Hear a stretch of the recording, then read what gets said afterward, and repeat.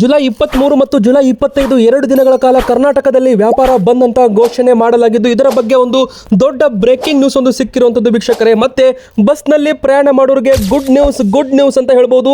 ದೊಡ್ಡ breaking news ಆಗಿರುವಂಥದ್ದು ಶಕ್ತಿ ಯೋಜನೆ ಬಗ್ಗೆ ಬಂದಿರೋ ಮಾಹಿತಿ, ಎಲ್ಲ ಒಂದು ಚಿಕ್ಕ ಮಾಹಿತಿ ಕೂಡ ನೋಡೋಣ. ಅದೇ ರೀತಿ ದೊಡ್ಡ ಘೋಷಣೆಗಳು ಕರ್ನಾಟಕದಲ್ಲಿ ಆಗಿರುವಂಥದ್ದು. ಬೈಕ್ ಮತ್ತು ವಾಹನ ಇದ್ದವರಿಗೂ ಕೂಡ ಮತ್ತೆ ಶುರುವಾಗಿದೆ ಹೊಸ ನಿಯಮಗಳು. ಅದು ಕೂಡ ಏನಂತ ನಮ್ಮ ಕರ್ನಾಟಕದಲ್ಲಿ ನೋಡ್ತಾ ಹೋಗೋಣ. ಮತ್ತೆ ನಿಮ್ಮ ಹತ್ತಿರ ಸ್ವಂತ ಆಸ್ತಿ ಪಾಸ್ತಿ ಇದ್ರೆ, ಇಲ್ಲದೇ ಇದ್ರೂ ಕೂಡ ನೀವೇನಾದರೂ ಒಂದು ಆಸ್ತಿ ಖರೀದಿ ಮಾಡಲು ಪ್ಲಾನ್ ಮಾಡ್ತಾ ಇದ್ರೆ, ನಿಮಗೂ ಕೂಡ ಒಂದು ಇಂಪಾರ್ಟೆಂಟ್ ಆದ ಮಾಹಿತಿ ಮತ್ತೆ ದೊಡ್ಡ ಘೋಷಣೆ ಒಂದು ಬಂದಿರುವಂಥದ್ದು ವೀಕ್ಷಕರೇ. ಇಡೀ ಕರ್ನಾಟಕ ರಾಜ್ಯದಂತ ಇದು ಜಾರಿಗೆ ಬರ್ತಾ ಇದೆ. ಮತ್ತೆ ಮಳೆ ಪ್ರಮಾಣ ಜಾಸ್ತಿ ಆಗಿದೆ, ಮುಂಗಾರು ಮಳೆ ಮತ್ತೆ ಶುರುವಾಗಿದೆ. ಮತ್ತೆ ಕೆಲವು ಜಿಲ್ಲೆಗಳಲ್ಲಿ ರೆಡ್ ಅಲರ್ಟ್. ಬ್ಯಾಂಕ್ ಅಕೌಂಟ್ ಇದ್ದವರು ಎಚ್ಚರ, ಈ ಒಂದು ತಪ್ಪು ಮಾಡಿದರೆ ನಿಮ್ಮ ಅಕೌಂಟ್ ಖಾಲಿ ಆಗುತ್ತೆ, ಹುಷಾರ್. ಹೌದು ವೀಕ್ಷಕರೇ, ಎಲ್ಲ ಮಾಹಿತಿ ನಾವು ನಿಮಗೆ ಒಂದು ದೊಡ್ಡ ಬ್ರೇಕಿಂಗ್ ನ್ಯೂಸಲ್ಲಿ ಕೊಟ್ಟಿರುವಂಥದ್ದು. ವಿಡಿಯೋ ಮಾತ್ರ ನೀವು ಕೊನೆವರೆಗೂ ನೋಡಿ. ಮತ್ತು ಯಾರೆಲ್ಲ ವಿಡಿಯೋಗೆ ಲೈಕ್ ಮಾಡಿಲ್ಲ, ದಯವಿಟ್ಟು ಪ್ರತಿಯೊಬ್ಬರು ಕೂಡ ವಿಡಿಯೋಗೆ ಒಂದು ಲೈಕ್ ಮಾಡೋದನ್ನು ಮರಿಬೇಡಿ ವೀಕ್ಷಕರೇ. ಇದೇ ಥರ ವಿಡಿಯೋಗೆ ಒಂದು ಲೈಕ್ ಮಾಡಿದರೆ ನಮಗೊಂದು ಒಳ್ಳೆ ಫೀಡ್ಬ್ಯಾಕ್ ಸಿಗುತ್ತೆ. ಮತ್ತು ವೀಕ್ಷಕರೇ, ನಮ್ಮ ಚಾನಲಲ್ಲಿ ನಿಮಗೆ ಏನಾದರೂ ಕಮೆಂಟ್ ಮಾಡೋದಿದ್ರೆ ನೀವು ನಮ್ಮ ಒಂದು ಕಮೆಂಟ್ ಬಾಕ್ಸಲ್ಲಿ ಓಪನ್ ಇಟ್ಟಿರ್ತೀವಿ, ನೀವು ಏನೇ ಬೇಕಾದರೂ ಕಮೆಂಟ್ ಮಾಡ್ಬೋದು. ಹಾಗೆ ನಮ್ಮ ಚಾನಲ್ಗೆ ನೀವು ಸಬ್ಸ್ಕ್ರೈಬ್ ಆಗಿಲ್ಲ ಅಂದರೆ ದಯವಿಟ್ಟು ಸಬ್ಸ್ಕ್ರೈಬ್ ಮಾಡಿ. ಪಕ್ಕದಲ್ಲಿ ಕಾಣಿಸುತ್ತಿರುವ ಬೆಲ್ ಐಕಾನ್ ಕೂಡ ತಪ್ಪದೇ ಮರೆಯದೆ ಒತ್ತಿ ವೀಕ್ಷಕರೇ. ಬನ್ನಿ ಈಗ ಮೊದಲನೇ ಟಾಪ್ ಬ್ರೇಕಿಂಗ್ ನ್ಯೂಸ್ ಏನಂತ ನೋಡೋಣ. ಮೊದಲಿಗೆ ಶಕ್ತಿ ಯೋಜನೆಯಡಿಯಲ್ಲಿ ಮಹಿಳೆಯರಿಗೆ ಮತ್ತೆ ಪುರುಷರಿಗೂ ಕೂಡ ಬಸ್ನಲ್ಲಿ ಪ್ರಯಾಣ ಮಾಡೋರಿಗೆ ಒಂದು ಭರ್ಜರಿ ಸಿಹಿ ಸುದ್ದಿ ಒಂದು ಬಂದಿರುವಂಥದ್ದು ವೀಕ್ಷಕರೇ. ಬಸ್ ಸಂಚಾರ ಮುಷ್ಕರಕ್ಕೆ ಕರೆ ಕೊಟ್ಟಿದ್ರಲ್ಲ, ಆಗಸ್ಟ್ 5ನೇ ತಾರೀಕು, ಹೌದು ಇದೇ ಆಗಸ್ಟ್ 5ನೇ ತಾರೀಕಿನಂದು ಮುಷ್ಕರ ರಾಜ್ಯವ್ಯಾಪಿ ಮಾಡೋದಾಗಿ 4 ನಿಗಮಗಳು ಘೋಷಣೆ ಮಾಡಿತ್ತು. ಆದರೆ ಎಸ್ಮಾ ಜಾರಿ ಮಾಡಿರೋದ್ರಿಂದ ಈ ಒಂದು ಮುಷ್ಕರ ನಡೆಸೋದು ಬಹುತೇಕ ಡೌಟ್ ಅಂತ ಹೇಳಲಾಗ್ತಾ ಇದೆ. ಹೌದು, ಸಾರಿಗೆ ನೌಕರರ ವೇತನ ಹೆಚ್ಚಳ, ಹಿಂಬಾಗಿ ಪಾವತಿ ಮತ್ತು ಹೊಸದಾಗಿ ವೇತನ ಹೆಚ್ಚಳ ಮಾಡದೆ ನೌಕರರ ಮುಷ್ಕರ ತಡೆಯಲು ಕರ್ನಾಟಕದಲ್ಲಿ ಎಸ್ಮಾ ಜಾರಿ ಮಾಡಿರುವುದು ಸಮಂಜಸವಲ್ಲ ಅಂತ ಇಲ್ಲಿ ಹೇಳಲಾಗ್ತಾ ಇದೆ. ಸರ್ಕಾರ ಆರ್ಥಿಕವಾಗಿ ಸದೃಢವಾಗಿದ್ದರೆ ಕೂಡಲೇ ನೌಕರರ ಬೇಡಿಕೆಗಳನ್ನು ಈಡೇರಿಸಲು ಸರ್ಕಾರ ಮುಂದಾಗಬೇಕು ಎಂದು BMTC ಮಾಜಿ ಉಪಾಧ್ಯಕ್ಷರಾದಂಥವರು ವೆಂಕಟೇಶ್ ಅವರು ಆಗ್ರಹಿಸಿದ್ದಾರೆ. ಸಾರಿಗೆ ಮುಷ್ಕರವನ್ನು ತಡೆ ಮಾಡಲು, ಅಂದರೆ ಸಾರಿಗೆ ಮುಷ್ಕರ ನಡೆಸದಂತೆ ಎಸ್ಮಾ ಜಾರಿ ಮಾಡಲಾಗಿದೆ ನಮ್ಮ ನೌಕರರ ಮೇಲೆ ಅಂತ ಹೇಳ್ಬೋದು, KSRTC ನೌಕರರ ಮೇಲೆ ಅಂತ ಇಲ್ಲಿ ಹೇಳಲಾಗಿದೆ. ಹೀಗಾಗಿ ಈ ಒಂದು ಯಾರೆಲ್ಲ ತಮ್ಮ ಒಂದು ನೌಕರಿಗೆ, ಯಾರೆಲ್ಲ ತಮ್ಮ ಒಂದು ಡ್ಯೂಟಿಗೆ ಹಾಜರಾಗೋದಿಲ್ಲ ಅವರ ವಿರುದ್ಧ ಕ್ರಮ ತೆಗೆದುಕೊಳ್ಳಲಾಗುತ್ತೆ ವೀಕ್ಷಕರೇ. ಬನ್ನೀಗ ಮತ್ತೊಂದು ಟಾಪ್ ಬ್ರೇಕಿಂಗ್ ನ್ಯೂಸ್ ಏನಂತ ನೋಡೋಣ. ಎರಡನೇ ಟಾಪ್ ಬ್ರೇಕಿಂಗ್ ನ್ಯೂಸ್, ಜುಲೈ 23ನೇ ತಾರೀಕಿನಂದು ರಾಜ್ಯವ್ಯಾಪಿ ಹಾಲು ಮಾರಾಟ ಬಂದ್. ಹಾಲಿಗೆ ಸೇರಿದಂಥ ಉತ್ಪನ್ನಗಳು ಕೂಡ ಮಾರಾಟ ಬಂದ್ ಇಡೀ ರಾಜ್ಯದಂತ ಅಂತ ಘೋಷಣೆ ಮಾಡಲಾಗಿದೆ. ಇದಕ್ಕೆ ಮಿಲ್ಕ್ ಡೈರಿಯವರು ಕೂಡ ಸಾಥ್ ಕೊಟ್ಟಿದ್ದು ಈ ಒಂದು ಬಂದ್ ಯಶಸ್ವಿ ಆಗಲಿದೆ ಅಂತ ಹೇಳಲಾಗಿದೆ.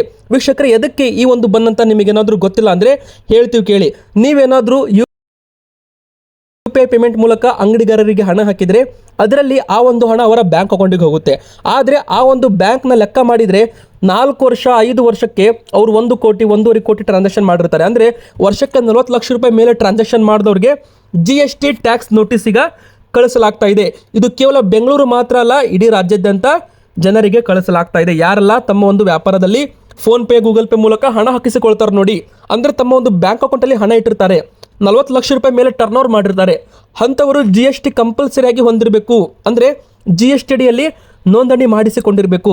ನೋಂದಣಿ ಮಾಡಿಸಿಕೊಳ್ಳದೆ ತಮ್ಮ ಒಂದು ಬ್ಯಾಂಕ್ಗಳಲ್ಲಿ ಲಕ್ಷಾಂತರ ರೂಪಾಯಿ ಹಣವನ್ನು ಹಾಕಿಸಿಕೊಳ್ತಾ ಇದ್ದಾರೆ, ವಿಡ್ರಾ ಮಾಡ್ತಾ ಇದ್ದಾರೆ, ಜಮೆ ಮಾಡ್ತಾ ಇದ್ದಾರೆ. 40 ಲಕ್ಷ ರೂಪಾಯಿ ಮೇಲೆ ಟರ್ನ್ ಓವರ್ ಮಾಡಿರ್ತಾರೆ, ಕ್ರೆಡಿಟ್ ಆಗಿರುತ್ತೆ ಅಕೌಂಟ್ಗೆ. ಅಂಥ ಒಂದು ದಾಖಲೆಗಳನ್ನು ಕೊಡಬೇಕಾಗುತ್ತೆ ಅಂತ ಇಲ್ಲಿ ಹೇಳಲಾಗಿದ್ದು, ಇದಕ್ಕೆ ಕೇವಲ ಒಬ್ಬರಿಗಲ್ಲ ಇಬ್ಬರಿಗಲ್ಲ ವೀಕ್ಷಕರೇ, ಇಲ್ಲಿ 65,000 ಜನರು ಈಗಾಗಲೇ ಒಂದು ಹೋರಾಟಕ್ಕೆ ಒಂದು ರೆಡಿಯಾಗಿದ್ದಾರೆ. ಹೌದು, ಫೋನ್ಪೇ ಗೂಗಲ್ ಪೇ ಮೂಲಕ ಕಾಂಡಿಮೆಂಟ್ ಶಾಪ್ ಆಗಿರ್ಬೋದು, ಹಾಲು ಮಾರಾಟ ಮಾಡೋರಾಗಿರ್ಬೋದು, ಮತ್ತು ವೀಕ್ಷಕರೇ ಇಲ್ಲಿ ಬೀಡಿ ಸಿಗರೇಟ್ ಮಾರಾಟ ಮಾಡೋರಾಗಿರ್ಬೋದು, ಅವರಿಗೆ ಉಳಿಯೋದೇ 2 ರೂಪಾಯಿ 3 ರೂಪಾಯಿ 5 ರೂಪಾಯಿ.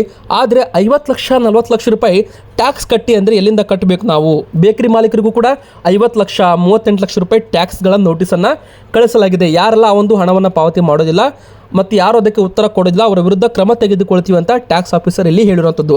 ಮತ್ತೊಂದು ಮಾಹಿತಿ ಕೊಟ್ಟಿದ್ದಾರೆ ಟ್ಯಾಕ್ಸ್ ಆಫೀಸರ್ಸ್, ಏನಂದರೆ ಅದಕ್ಕೆ ದಾಖಲೆಗಳನ್ನು ಕೊಡಬೇಕು ಅಂತಲೂ ಕೂಡ ಇಲ್ಲಿ ಒಂದು ಮಾಹಿತಿ ಕೊಟ್ಟಿರ್ತಾರೆ ವೀಕ್ಷಕರೇ.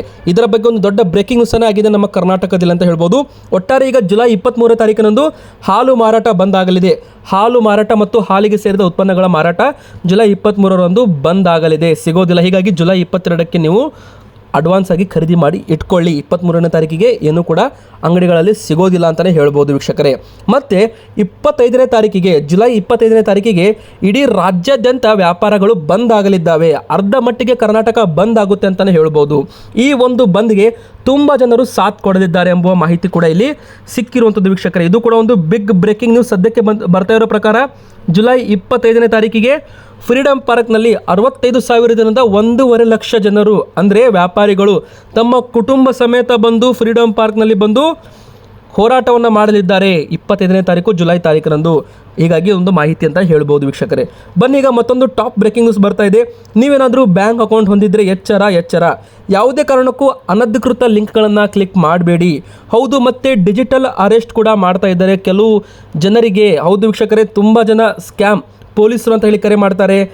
ಮತ್ತು ವಿಡಿಯೋ ಕಾಲ್ ಮಾಡಿ ನಿಮಗೇನಾದರೂ ಪೊಲೀಸರು ಅಂತ ಹೇಳಿ ಒಂದು ವಿಡಿಯೋ ಕಾಲ್ ಮಾಡಿದರೂ ಕೂಡ ಅದನ್ನು ನಂಬೇಡಿ. ಅದಕ್ಕಂದರೆ ಯಾರೂ ಕೂಡ ಪೊಲೀಸರು ವಿಡಿಯೋ ಕಾಲ್ ಮಾಡೋದಿಲ್ಲ. ನೆನಪಿರಲಿ ವೀಕ್ಷಕರೇ, ಕರ್ನಾಟಕದಲ್ಲಿ ಮತ್ತೆ ಈ ಥರ ಡಿಜಿಟಲ್ ಅರೆಸ್ಟ್ ಸ್ಕ್ಯಾಮ್ಗಳಾಗ್ತಾ ಇದ್ದಾವೆ ಅಂತಲೇ ಹೇಳಲಾಗ್ತಾ ಇದೆ. ಮತ್ತು ಗೆಳೆಯರು, ಈಗಿನ ಒಂದು ಡಿಜಿಟಲ್ ಯುಗದಲ್ಲಿ ಡಿಜಿಟಲ್ ಮೂಲಕನೇ ಹಣ ಹಾಕಿಸ್ಕೊಳ್ತಾ ಇದ್ದಾರೆ. ಫೋನ್ಪೇ, ಗೂಗಲ್ ಪೇ ಮಾಡೋರಿಗೆ ಕೂಡ ಎಚ್ಚರ ಅಂತಲೇ ಹೇಳ್ಬೋದು. ಫೋನ್ಪೇ, ಗೂಗಲ್ ಪೇಗೂ ಕೂಡ ಮನಿ ರಿಕ್ವೆಸ್ಟನ್ನು ಮಾಡ್ತಾ ಇದ್ದಾರೆ. ಅಂದರೆ ಅವರೇ ಒಂದು ಮನಿಯನ್ನು ನಿಮಗೆ ರಿಕ್ವೆಸ್ಟ್ ಮಾಡಿ ಅದನ್ನು ನಿಮ್ಮ ಕಡೆಯಿಂದಲೇ ಹಾಕಿಸ್ಕೊಳ್ತಾ ಇದ್ದಾರೆ. ಮತ್ತು ಯಾವುದೇ ಕಾರಣಕ್ಕೂ ನಿಮ್ಮ ಬ್ಯಾಂಕ್ಗಳಿಗೆ ಬರುವ OTPಗಳನ್ನು ಬೇರೆಯವರಿಗೆ ಹೇಳಬೇಡಿ. ಮತ್ತು ಮೇಲ್ ಐಡಿಯಲ್ಲಿ ಬರುವ ಲಿಂಕ್ಗಳನ್ನು ಕ್ಲಿಕ್ ಮಾಡಬೇಡಿ. ವೀಕ್ಷಕರೇ, ನಿಮಗೆ ಯಾರಾದರೂ ವಾಟ್ಸಪ್ಪಲ್ಲಿ ಮದುವೆ ಇನ್ವಿಟೇಷನ್ ಕಾರ್ಡ್ ಲಿಂಕನ್ನು ಕಳಿಸಿದ್ರು ಕೂಡ ಅದನ್ನು ಕ್ಲಿಕ್ ಮಾಡಬೇಡಿ. ಟೆಲಿಗ್ರಾಮ್ ಕೂಡ ಕೆಲವು ಜನರದನ್ನು ತೆಗೆದುಕೊಳ್ಳಲಾಗಿದೆ. ಟೆಲಿಗ್ರಾಮ್ ಮೂಲಕವೂ ಕೂಡ ಜನರಿಗೆ ಮೋಸವನ್ನು ಮಾಡಲಾಗ್ತಾ ಇದೆ. ಟೆಲಿಗ್ರಾಮ್ ಆ್ಯಪ್ನಲ್ಲೂ ಕೂಡ ಯಾವುದಾದ್ರೂ ಅನಧಿಕೃತ ಲಿಂಕ್ಗಳು ಬಂದರೆ ಅದನ್ನು ಕ್ಲಿಕ್ ಮಾಡಬೇಡಿ ವೀಕ್ಷಕರೇ. ಇದು ನಿಮ್ಮ ಫೋಟೋ ಇದೆ ನೋಡಿ, ಇದರಲ್ಲಿ ಅಂತ ಏನಾದರೂ ಲಿಂಕ್ ಬಂದರೆ ಅದನ್ನು ಕೂಡ ಕ್ಲಿಕ್ ಮಾಡಬೇಡಿ. ಅದಕ್ಕಂದರೆ ಈ ಥರ ನೀವು ಲಿಂಕ್ಗಳನ್ನು ಕ್ಲಿಕ್ ಮಾಡೋದ್ರಿಂದ ಏನಾಗುತ್ತೆ, ನಿಮ್ಮ ಖಾತೆಯಲ್ಲಿರೋ ಹಣ ಮಾಯ ಆಗ್ಬೋದು ವೀಕ್ಷಕರೇ. ಮತ್ತು ಅಪ್ಪಿತಪ್ಪಿ ನೀವು ಯಾರಿಗಾದರೂ OTP ಹೇಳಿದ್ದೆ ಆದಲ್ಲಿ ನಿಮ್ಮ ಖಾತೆಯಲ್ಲಿರೋ ಎಲ್ಲ ಹಣ ಕೂಡ ಮಾಯವಾಗುತ್ತೆ. ಅಷ್ಟು ಮಾತ್ರವಲ್ಲದೆ ಆನ್ಲೈನ್ ಗ್ಯಾಂಬ್ಲಿಂಗ್ ಗೇಮ್ಗಳ ಬಗ್ಗೆಯೂ ಕೂಡ ಸರ್ಕಾರ ಈಗ ಎಚ್ಚರ ತೆಗೆದುಕೊಂಡಿದ್ದು ಈ ಥರ ಗೇಮ್ಗಳನ್ನು ಕೂಡ ನಿಷೇಧ ಮಾಡೋದ್ರ ಬಗ್ಗೆಯೂ ಕೂಡ ಮಾತುಕತೆ ನಡೀತಾ ಇದೆ ನಮ್ಮ ಕರ್ನಾಟಕದಲ್ಲಿ. ವೀಕ್ಷಕರೇ, ಬನ್ನಿ ಈಗ ಮತ್ತೊಂದು ಟಾಪ್ ಬ್ರೇಕಿಂಗ್ ನ್ಯೂಸ್ ಏನಂತಾನೂ ಕೂಡ ನೋಡೋಣ. ಮತ್ತೆ ನಮ್ಮ ಕರ್ನಾಟಕದಲ್ಲಿ ವಾಹನ ಸವಾರರಿಗೆ ಟೋಯಿಂಗ್ ಸಿಸ್ಟಮ್ ಮತ್ತೆ ಶುರುವಾಗ್ತಾ ಇದೆ. ಹೌದು ವೀಕ್ಷಕರೇ, ಮತ್ತೆ ನೋ ಪಾರ್ಕಿಂಗ್ನಲ್ಲಿ ನೀವೇನಾದರೂ ಅಡ್ಡಾತಿಡ್ಡಿ ವಾಹನಗಳನ್ನು ಇಟ್ಟರೆ ಮತ್ತೆ ಈಗ ವಾಹನಗಳನ್ನು ಪೊಲೀಸರು ತಗೊಂಡೋಗ್ತಾರೆ. ಇದಕ್ಕೆ ದಂಡ ಕೂಡ ನೀವು ಕಟ್ಟಬೇಕಾಗುತ್ತೆ ವೀಕ್ಷಕರೇ. ಹೌದು, ಇದು ಒಂದು ಹೊಸ ಬ್ರೇಕಿಂಗ್ ನ್ಯೂಸ್ ಈಗ ಬರ್ತಾ ಇರುವಂಥದ್ದು ಕರ್ನಾಟಕದಲ್ಲಿ. ಮತ್ತೆ ಅದರಲ್ಲೂ ಸ್ಪೆಷಲ್ ಆಗಿ ಬೆಂಗಳೂರಲ್ಲಿ ಟ್ರಾಫಿಕ್ ಜಾಮ್ ಸಮಸ್ಯೆ ಹೆಚ್ಚಾಗಿದೆ. ಈ ಒಂದು ಟ್ರಾಫಿಕ್ ಜಾಮ್ ಸಮಸ್ಯೆ ಎದಕ್ಕಪ್ಪ ಅಂದರೆ ಅಡ್ಡಾತಿಡ್ಡಿ ವಾಹನವನ್ನು ಪಾರ್ಕ್ ಮಾಡ್ತಾರೆ. ಇದರಿಂದ ಬೇರೆಯವರಿಗೂ ಕೂಡ ತುಂಬಾನೇ ಸಮಸ್ಯೆ ಆಗ್ತಾ ಇದೆ. ಇಷ್ಟು ದಿನ ತಣ್ಣಗಾಗಿದ್ದ ಟೋಯಿಂಗ್ ಈಗ ಮತ್ತೆ ಶುರುವಾಗ್ತಾ ಇದೆ. ನಮ್ಮ ಬೆಂಗಳೂರು ನಗರದಲ್ಲಿ ಮತ್ತೆ ಟೋಯಿಂಗ್ ವ್ಯವಸ್ಥೆ ಮರು ಜಾರಿ ಆಗಲಿದೆ. ಗೃಹ ಸಚಿವರು ಇದರ ಬಗ್ಗೆ ಮಾಹಿತಿ ಕೊಟ್ಟಿದ್ದಾರೆ. ಸದ್ಯಕ್ಕೆ ದೊಡ್ಡ ಬ್ರೇಕಿಂಗ್ ನ್ಯೂಸ್ ಆಗಿರುವಂಥದ್ದು. ಹೌದು, ಈ ಒಂದು ವ್ಯವಸ್ಥೆ ಮತ್ತೆ ಮರು ಜಾರಿ ಸಂಬಂಧ ತ್ವರಿತವಾಗಿ ಪೊಲೀಸರಿಗೆ ಹೊಸ ವಾಹನಗಳನ್ನು ನೀಡೋದಾಗಿ BBMP ಒಪ್ಪಿಗೆ ಕೊಟ್ಟಿದ್ದು ರಾಜ್ಯ ಗೃಹ ಸಚಿವ ಡಾಕ್ಟರ್ G. ಪರಮೇಶ್ವರ್ ಅವರು ಇದರ ಬಗ್ಗೆ ಮಾಹಿತಿ ಕೊಟ್ಟಿದ್ದಾರೆ.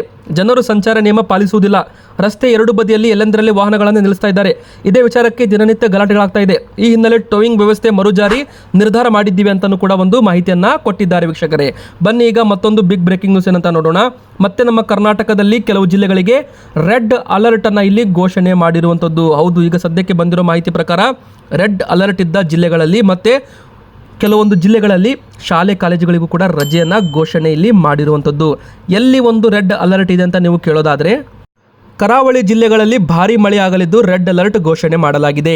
ಶಿವಮೊಗ್ಗ, ಕೊಡಗು, ಹಾಸನ, ಚಿಕ್ಕಮಗಳೂರು, ಈ ಒಂದು ಜಿಲ್ಲೆಗಳಿಗೆ ಆರೆಂಜ್ ಅಲರ್ಟ್ ಅನ್ನು ಘೋಷಣೆ ಮಾಡಲಾಗಿದ್ದು, ಇನ್ನು ಬೆಳಗಾವಿ, ಬೀದರ್, ಧಾರವಾಡ, ಗದಗ, ಹಾವೇರಿ, ಕೊಪ್ಪಳ, ರಾಯಚೂರು, ಯಾದಗಿರಿ, ಬೆಂಗಳೂರು ಗ್ರಾಮಾಂತರ, ಬೆಂಗಳೂರು ನಗರ, ಚಾಮರಾಜನಗರಕ್ಕೂ ಕೂಡ ಯೆಲ್ಲೋ ಅಲರ್ಟ್ ಇಲ್ಲಿ ಘೋಷಣೆ ಮಾಡಲಾಗಿದೆ. ಕರಾವಳಿ ಜಿಲ್ಲೆಗಳಲ್ಲಿ ಭಾರೀ ಮಳೆಯಾಗಲಿದ್ದು ರೆಡ್ ಅಲರ್ಟ್ ಕೂಡ ಇಲ್ಲಿ ಘೋಷಣೆ ಮಾಡಿರುವಂಥದ್ದು. ಮತ್ತು ವಿಜಯನಗರ, ತುಮಕೂರು, ದಾವಣಗೆರೆ, ಚಿತ್ರದುರ್ಗ, ವಿಜಯಪುರದಲ್ಲೂ ಕೂಡ ಸಾಧಾರಣ ಮಳೆಯಾಗಲಿದೆ ಅಂತ ಹವಾಮಾನ ಇಲಾಖೆ ಮಾಹಿತಿ ಕೊಟ್ಟಿದೆ. ಮತ್ತು ಕರ್ನಾಟಕ ರಾಜ್ಯದಂತ ಕೆಲವು ಜಿಲ್ಲೆಗಳಲ್ಲಿ ಮೋಡ ಕವಿದ ವಾತಾವರಣ ಕೂಡ ಇರಲಿದೆ ಅಂತ ಹೇಳಲಾಗಿದೆ. ಮತ್ತು ಕೊಡಗು ಜಿಲ್ಲೆ ಮತ್ತು ಮಂಗಳೂರು ಜಿಲ್ಲೆಗಳಲ್ಲೂ ಕೂಡ ಶಾಲೆ ಕಾಲೇಜುಗಳಿಗೆ ರಜೆಯನ್ನು ಘೋಷಣೆ ಮಾಡಲಾಗಿದೆ ವೀಕ್ಷಕರೇ. ಯಾವಾಗ ಅಂದರೆ ಜುಲೈ 19ನೇ ತಾರೀಕಿನಂದು ರಜೆ ಘೋಷಣೆ ಮಾಡಲಾಗಿತ್ತು. ಜುಲೈ 20ಕ್ಕೆ ರಜೆ ಘೋಷಣೆ ಮಾಡಬೇಕಾಗಿತ್ತು, ಆದರೆ ಸಂಡೇ ಇರೋದ್ರಿಂದ ಆಲ್ಮೋಸ್ಟ್ ಸುಟಿ ಇರುತ್ತೆ, ಹೀಗಾಗಿ ಶನಿವಾರ ರಜೆ ಘೋಷಣೆ ಮಾಡಿದರು. ಇನ್ನು ಜುಲೈ 25ನೇ ತಾರೀಕಿನವರೆಗೂ ಮಳೆ ಸುರಿಯಲಿದೆ. ಮತ್ತು ಎಲ್ಲೆಲ್ಲಿ ಶಾಲೆ ಕಾಲೇಜುಗಳಿಗೆ ರಜೆ ಮಾಡಿದ್ದಾರೆ ನೋಡಿ, ಅಲ್ಲಲ್ಲಿ ಏನಾದರೂ ಮಳೆ ಪ್ರಮಾಣ ಜಾಸ್ತಿ ಆದರೆ ಗುಡ್ಡ ಕುಸಿಯೋದಾಗಿರ್ಬೋದು, ಮತ್ತು ರಸ್ತೆ ಕುಸಿಯೋದಾಗಿರ್ಬೋದು, ಇಂಥ ಸಮಸ್ಯೆಗಳು ಕಂಡು ಬಂದಲ್ಲಿ, ಪ್ರವಾಹದ ಪರಿಸ್ಥಿತಿ ಏನಾದರೂ ಕಂಡು ಬಂದಲ್ಲಿ ಅಲ್ಲೂ ಕೂಡ ಮತ್ತೆ ಶಾಲೆ ಕಾಲೇಜುಗಳಿಗೆ ರಜೆಯನ್ನು ಕೊಡಲಾಗುತ್ತೆ. ಮತ್ತು ನಿಮ್ಮ ಊರಲ್ಲೂ ಕೂಡ ಏನಾದರೂ ಮಳೆ ಬರ್ತಾ ಇದ್ದರೆ ನಿಮ್ಮ ಊರಿನ ಹೆಸರನ್ನು ಕಮೆಂಟ್ ಮಾಡಿ. ಹಾಗೆ ವೀಕ್ಷಕರೇ, ನಿಮ್ಮ ಊರಲ್ಲೂ ಕೂಡ ಏನಾದರೂ ಜಿಲ್ಲಾಧಿಕಾರಿಗಳು ತಮ್ಮ ಒಂದು ಡೇಟಾವನ್ನು ನೋಡಿ ಏನಾದರೂ ರಿಸ್ಕ್ ಇದ್ದರೆ ಮಕ್ಕಳಿಗೆ ಶಾಲೆ ಕಳಿಸೋದು ಬೇಡ ಅಂದರೆ ಅಲ್ಲಿ ಜಿಲ್ಲಾಧಿಕಾರಿಗಳು ತಮ್ಮ ಒಂದು ಶಾಲೆ ಕಾಲೇಜುಗಳಿಗೆ, ತಮ್ಮ ವ್ಯಾಪ್ತಿಯಲ್ಲಿ ಬರುವ ಶಾಲೆ ಕಾಲೇಜುಗಳಿಗೆ ರಜೆಯನ್ನು ಘೋಷಣೆ ಮಾಡಲಿದ್ದಾರೆ. ಇದಕ್ಕಂದರೆ ಜುಲೈ 26ನೇ ತಾರೀಕಿನವರೆಗೂ ಭೀಕರ ಮಳೆ ಆಗಲಿದೆ. ಅಂದರೆ ಒಂದು ಸೂಪರ್ ಮಳೆ ಅಂತಲೇ ಹೇಳ್ಬೋದು, ಹೆಚ್ಚು ಮಳೆ ಆಗಲಿದೆ. ಹೀಗಾಗಿ ನಮ್ಮ ಕರ್ನಾಟಕದಲ್ಲಿ ಆಲ್ಮೋಸ್ಟ್ ಈಗ ಒಂದು 8ರಿಂದ 10 ತಾಲೂಕುಗಳಲ್ಲಿ ಶಾಲೆ ಕಾಲೇಜುಗಳಿಗೆ ರಜೆಯನ್ನು ಘೋಷಣೆಯಲ್ಲಿ ಮಾಡಲಾಗಿದೆ. ಮತ್ತು ವೀಕ್ಷಕರೇ, ನೀವೇನಾದರೂ ಸ್ವಂತ ಆಸ್ತಿ ಹೊಂದಿದ್ದರೆ ಮತ್ತು ನಿಮ್ಮದೇನಾದರೂ ಒಂದು ಸ್ವಂತ ಆಸ್ತಿ ಖರೀದಿ ಮಾಡಲು ಪ್ಲ್ಯಾನಿಂಗ್ ಇದ್ದರೆ ನಿಮಗೆ ಒಂದು ಇಂಪಾರ್ಟೆಂಟ್ ಮಾಹಿತಿ ಅಂತಲೇ ಹೇಳ್ಬೋದು. ಮತ್ತು ನಿಮ್ಮ ಒಂದು ಆಸ್ತಿಯನ್ನು ನೀವು ಡಿಜಿಟಲೀಕರಣ ಮಾಡ್ಕೋಬೋದು, ಅಂದರೆ ಡಿಜಿಟಲೈಸ್ ಮಾಡ್ಕೋಬೋದು ಅಂತಲೂ ಕೂಡ ಇಲ್ಲಿ ಹೇಳಲಾಗಿದೆ. ಹೌದು, ನಾಡ ಕಚೇರಿಯಲ್ಲಿ ದಾಖಲೆಗಳನ್ನು ವಿತರಣೆ ಮಾಡ್ತೀವಿ ಅಂತ ಸಚಿವ ಕೃಷ್ಣ ಬೈರೇಗೌಡ ಅವರು ಮಾಹಿತಿ ಕೊಟ್ಟಿರುವಂಥದ್ದು.